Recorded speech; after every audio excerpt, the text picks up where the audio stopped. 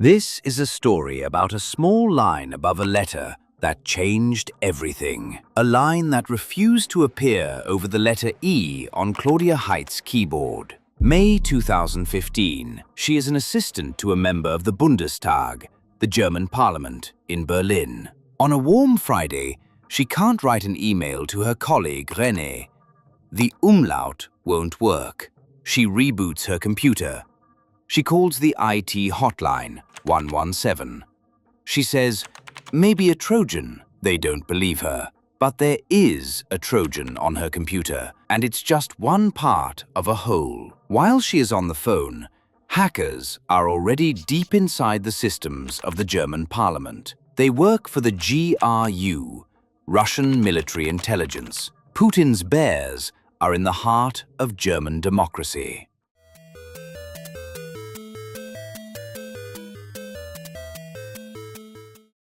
A week earlier, dozens of parliamentary staff received an email. It looked like it was from the United Nations. The subject was Ukraine. After the annexation of Crimea, this was a hot topic. Annexation of Crimea to Crimea. Claudia and many others clicked. One click was enough. The malware installed silently. The hacker's goal: administrator privileges, digital master keys. They dug deeper and deeper. They even reached computers in the office of Angela Merkel. The cyber attack on the Bundestag was one of the most serious in history. But no one inside knew it. Start of the week, the IT department remotely reinstalls Word on Claudia's computer.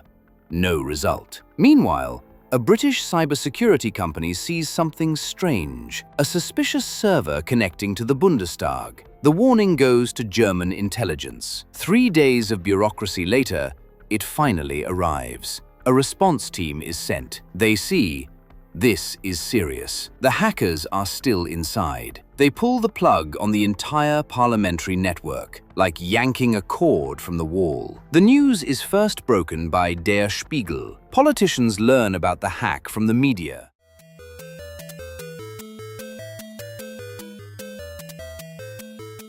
On Claudia's computer, analysts find malware called X-Agent, a tunnel for persistent access. The trail leads to a hacker group known as APT28, better known as Fancy Bear. They operate from the Aquarium in Moscow. They hacked a computer in Merkel's anteroom. To extract emails, a hacker wrote a program and made a mistake. The code didn't recognize the German letter CES. The hacker rewrote the code, telling it to expect German. This time it worked, but a trace was left in the code. A file path. C, users, Scaramouche, a clown from Italian comedy. The hacker's pseudonym. He would be identified later. For now, 16 gigabytes of parliamentary data was stolen. What would they do with it? The answer would come a year later, across the ocean.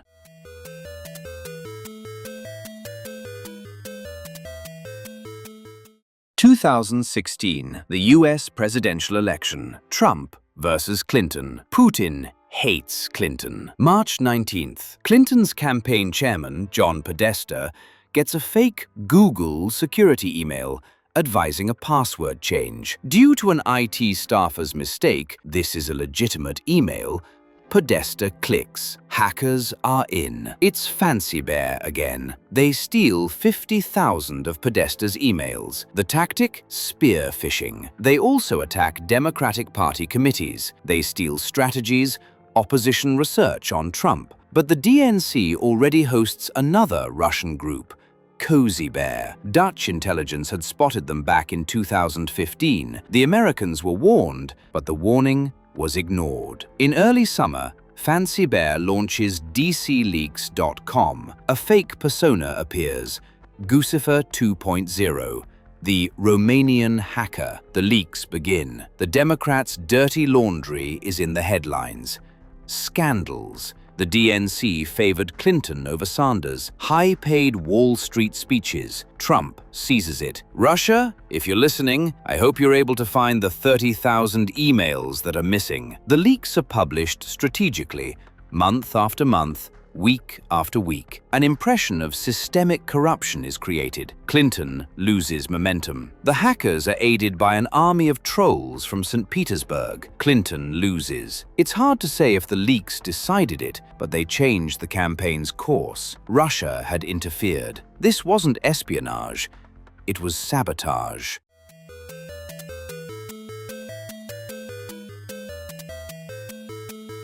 2018.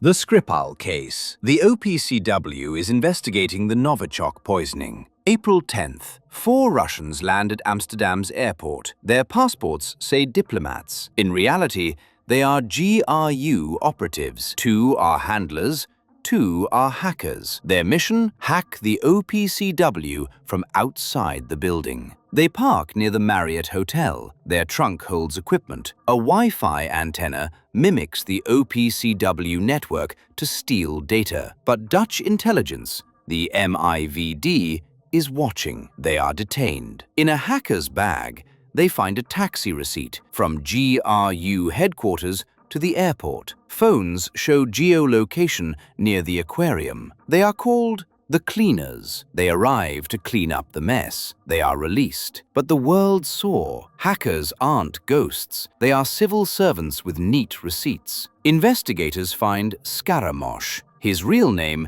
is Dmitry Badin. He's from Kursk, likes techno and Ronaldo. An ordinary guy who hacked Merkel. The German prosecutor indicts him. Putin is asked about the hackers. He says, "I couldn't care less."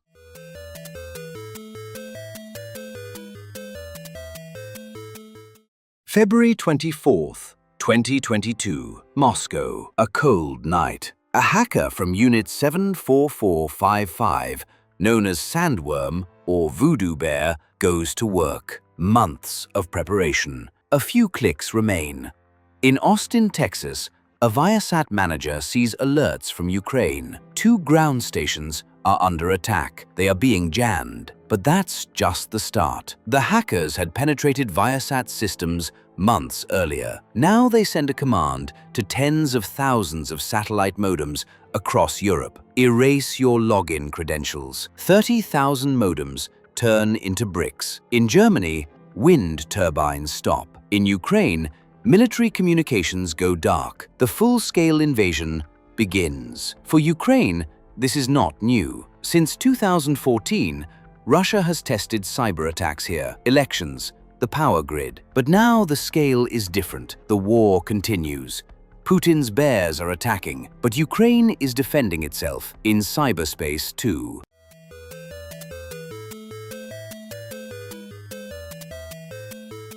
The bears are still there. Recent leaks show Russia has plans to seize digital infrastructure. It is learning to control even train traffic. This is not the end of the story. It is the new reality. It all started with a small line above a letter on an assistant's keyboard in Berlin. It led us here, to a war where code is as much a weapon as missiles. The battlefield is our inbox, our newsfeed, our trust. The bears are in the forest, and the forest is everywhere.